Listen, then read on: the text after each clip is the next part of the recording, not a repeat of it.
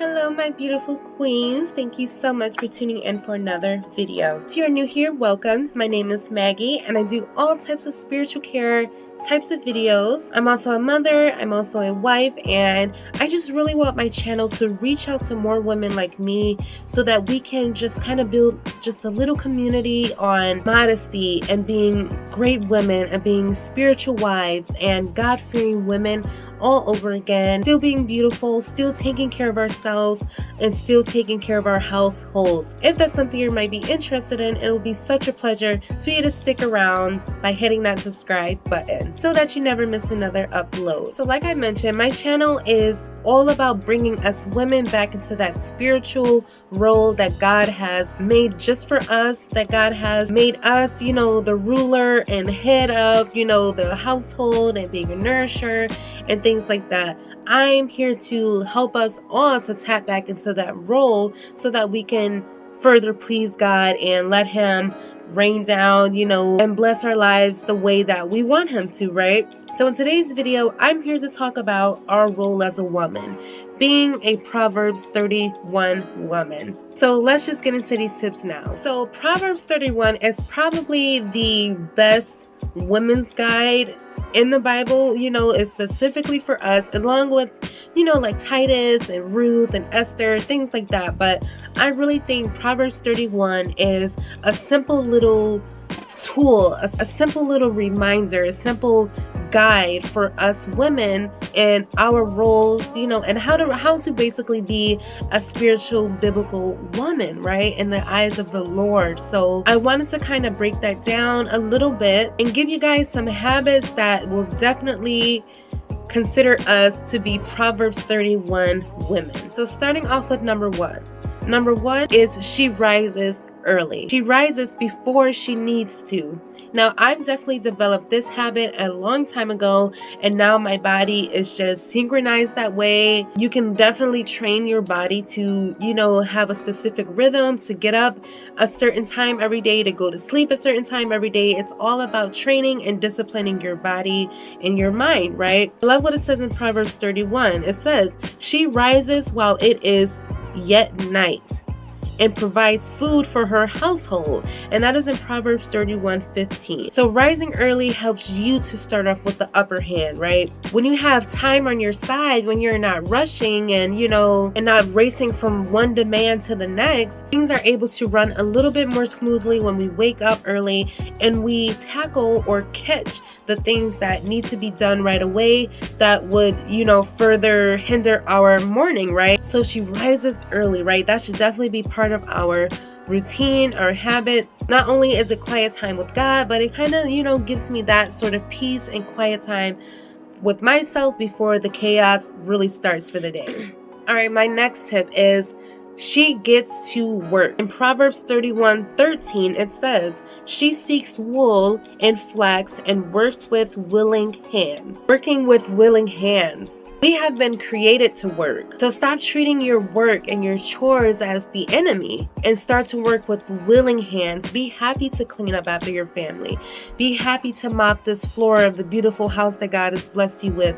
Be happy to do the laundry and a wonderful washer and dryer set that God has blessed you with, and all of the wonderful smell good products. Like, I get happy that I get to do the laundry most of the time because, one is clean clothes. I love smelling good clothes, nice clean smelling things. Like, start to look at your chores as more of a blessing, as more of a privilege, right? And be willing to get to work. I also wrote down here, set intentions for your day and start early. Seek out meaningful work to occupy your time.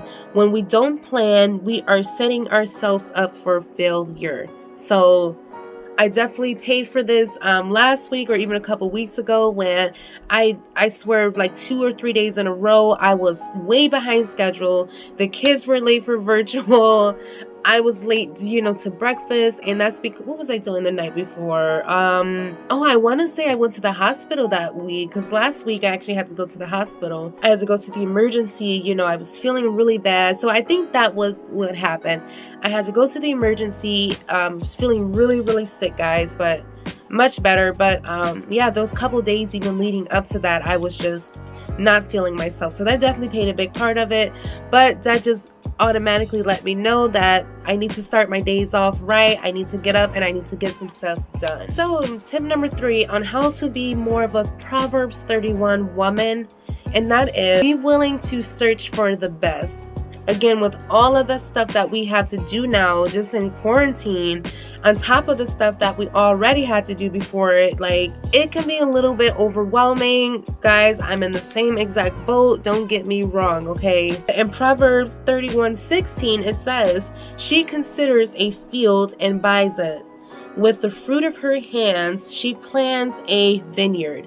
So even with all of the things that we're dealing with, we still have to make the best out of it.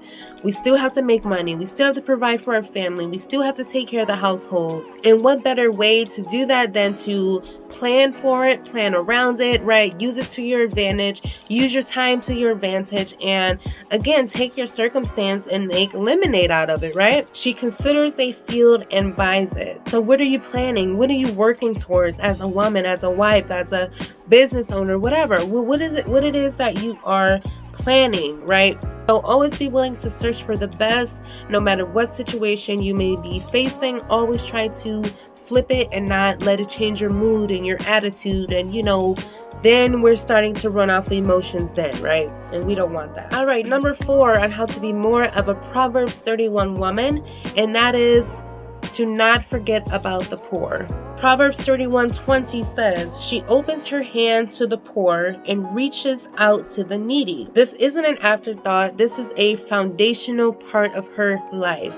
Like I mentioned in a couple of my other videos, how I take these little boxes and, me and my hubby, we, try our best to drive around and give to families and people that we know can benefit from these little boxes, that we know where to get them from or pick them up from. So that's kind of like our way that we try to give back, help the poor, help the needy right away. But there's all types of ways to help the poor. There's all types of ways to help somebody in need. So it's all about just digging into it, and even simple acts of kindness can go a long way. So we cannot forget the poor, and don't forget that we should not be letting our left hand know what our right hand is doing, meaning we should not be boasting or just be giving and helping just to boast or for clout, right? So that's a whole nother video. All right, number 5 on being more of a Proverbs 31 woman, and that is she knows where she is going. Proverbs 31:21 says, "She is not afraid of snow for her household, for all her households are clothed in scarlet."